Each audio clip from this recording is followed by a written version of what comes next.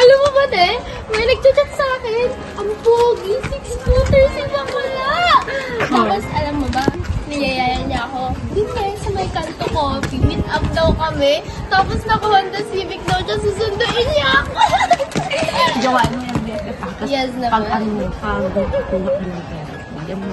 Go na go talaga, aahon tayo sa kahirapan ng sabay. Tisan mo na yung pag-dress mo.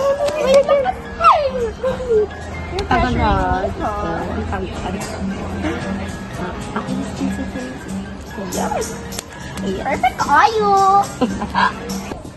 Tandaan! Di lahat ng tao na kilala natin online ay nagsasabi ng totoo tungkol sa kanilang pagkatao.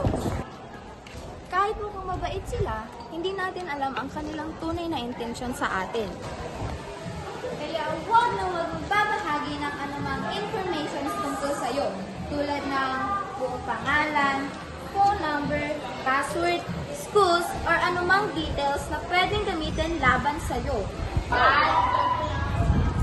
Laging mag-isip bago mag-tweet at magbahagi. Ang pagiging protektado online ay hindi magiging suplado. Tandaan, ang privacy mo ay responsibilidad mo. Maging matalino, maging mapanuri, at maging ligtas sa online na mundo.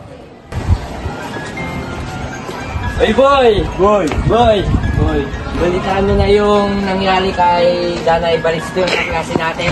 Hindi mo rin ba? Buntis siya. Ba't mo alam? Nakita ko sa Facebook. Post ng mama niya. Ito, minura niya. Sabi niya buntis.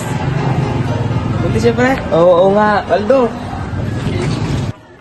Uy, alamin niyo muna ang katotohanan bago kayo magkalat ng mga maling impormasyon. Tandaan, ang pagkalat ng maling impormasyon ay nakakapagdulot ng malaking problema at kapahamakan sa buhay ng isang tao. Ano yun? Nagpapasalubay kung kailan yun sa inyo mo o ano ginawa mo? Nag-send ako. Hala, bakit? Bago mag-send ng kahit anong pribadong larawan o video, isipin muna ng mabuti.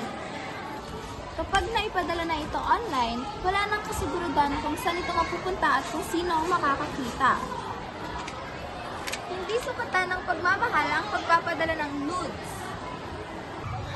Ang taong inirerespeto ka ay hindi ka pipilitin o ipaparamdam sa'yo na kailangan mong gawin ang mga ito para patunayan ang pagmamahal mo. Protektahan ang sarili mo at ang privacy mo. Laging unahin ang kaligtasan bago ang panandaliang desisyon. Sa grupo to, ang kaligtasan mo ay sigurado.